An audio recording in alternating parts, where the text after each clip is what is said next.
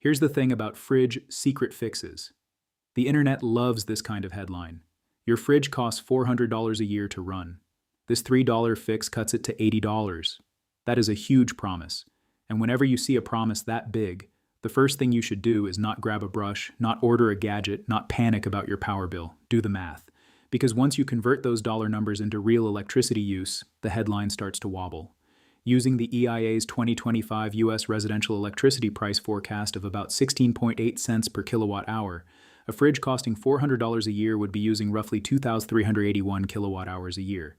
An 80-a-year fridge would be around 476 kilowatt hours. That is not a tiny tune-up. That is a completely different energy profile, and that matters because Energy Star says top freezer refrigerators tend to use the least energy and are about $50 a year to run. So that $80 number is not some shocking miracle result. It is already in the neighborhood of what an efficient fridge can cost, which means the headline is sneaking in a giant assumption that your fridge is currently in a pretty terrible state, or that it is old, inefficient, or badly used. That is the trick.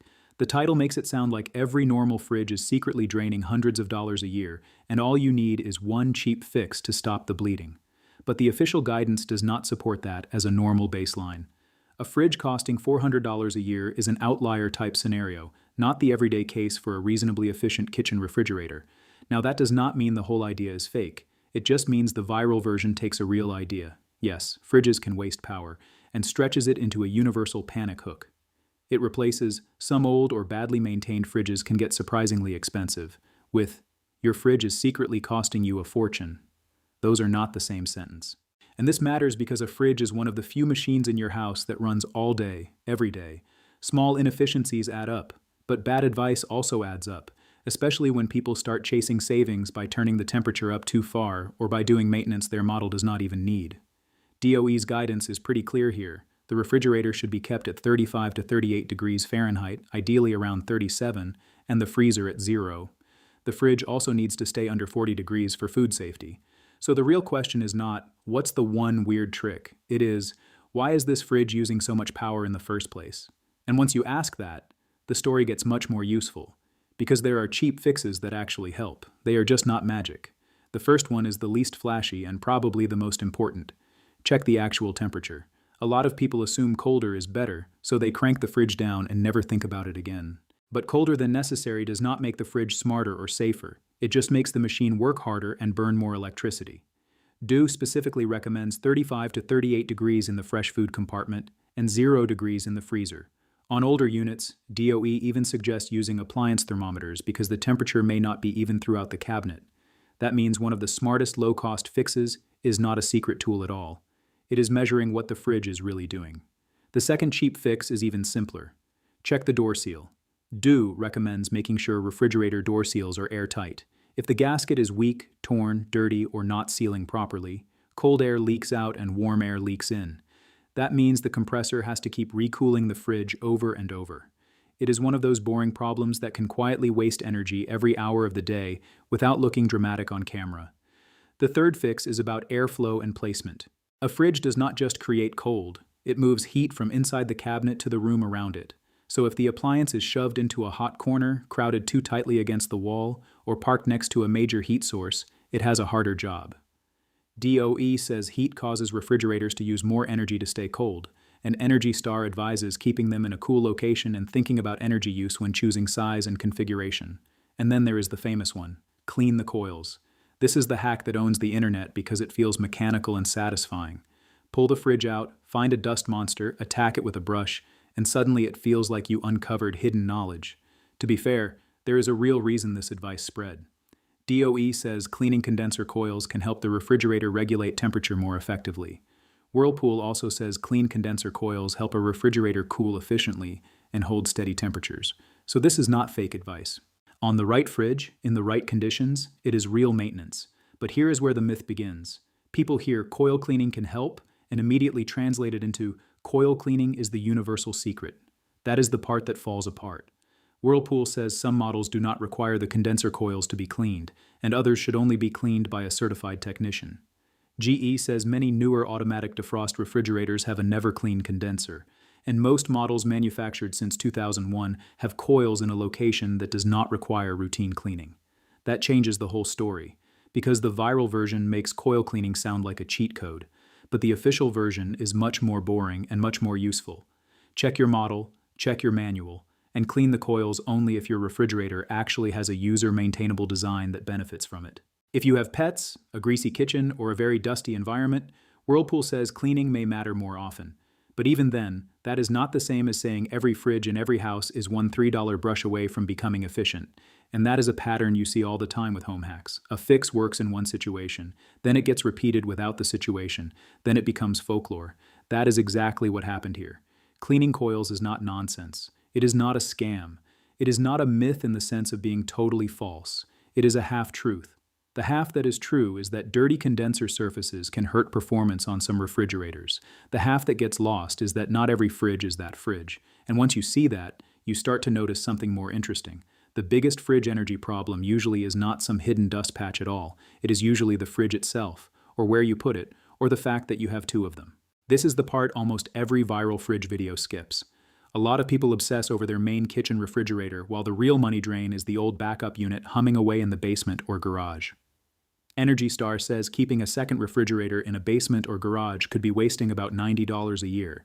Not because it is broken, just because it is old, inefficient, and running all year for drinks, leftovers, or just-in-case storage. That is such a perfect example of how clickbait points people at the wrong villain. Everybody wants a hidden mechanical trick. But sometimes the real answer is, you are paying to run a whole extra fridge you barely need. And age matters too. Energy Star says refrigerators over 15 years old could be costing more than about $80 to $95 a year to run, and old refrigerators use about 20% more energy on average than a model that has earned the Energy Star label.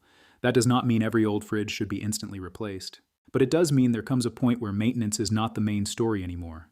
The appliance is. Size matters as well. Energy Star says the larger the refrigerator, the greater the energy consumption, and top freezer models tend to use the least energy of the common configurations. DOE also notes that heat will cause the unit to use more energy to stay cold.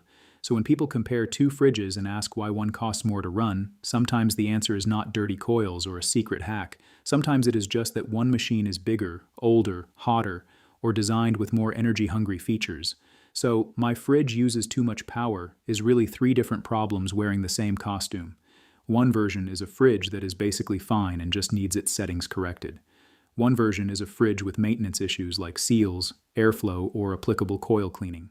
And the last version is the answer people hate hearing. The fridge is old, oversized, badly placed, or simply not worth keeping plugged in anymore.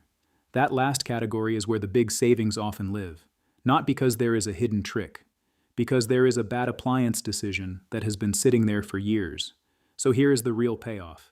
The internet version of this story says there is one hidden $3 fix, and once you find it, your fridge stops wrecking your power bill. But the honest version is better, because it actually tells you what to do.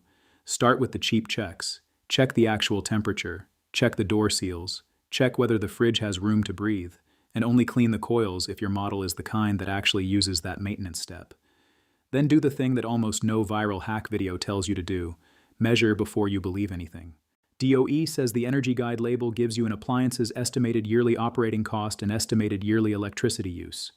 DOE also says plug-in electricity usage monitors are commonly available for around $25 to $50, which is one of the easiest ways to stop guessing and start checking real-world use. Because once you measure, the answer usually becomes a lot less mysterious. If the fridge is set too cold, you may have a cheap fix. If the door seal is weak, you may have a cheap fix. If the model has accessible coils packed with dust, you may have a cheap fix.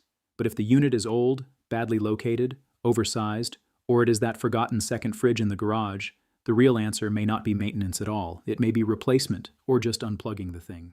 DOE says choosing energy-efficient refrigerators and maintaining them properly can save a lot on the energy bill, and Energy Star explicitly tells people to think about replacing old fridges and recycling old second refrigerators.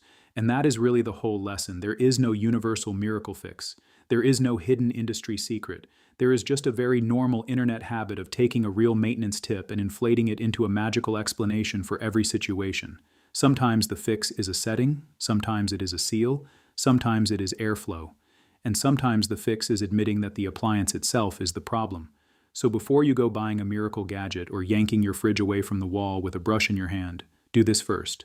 Check the temperature, check the seal, check the airflow, and check how old the fridge actually is. Because the goal is not to feel like you did a hack. The goal is to know whether your fridge has a small problem or whether the fridge is the problem. And that is the difference between saving a few bucks with a smart fix and wasting time on a trick that was never going to solve anything. So here's what I want to know. How old is your fridge? Is it your main kitchen fridge or that old backup unit in the garage? And have you ever actually tested what temperature it is running at? Drop that in the comments because I am really curious how many people discover that the expensive fridge in their house is not the one they thought.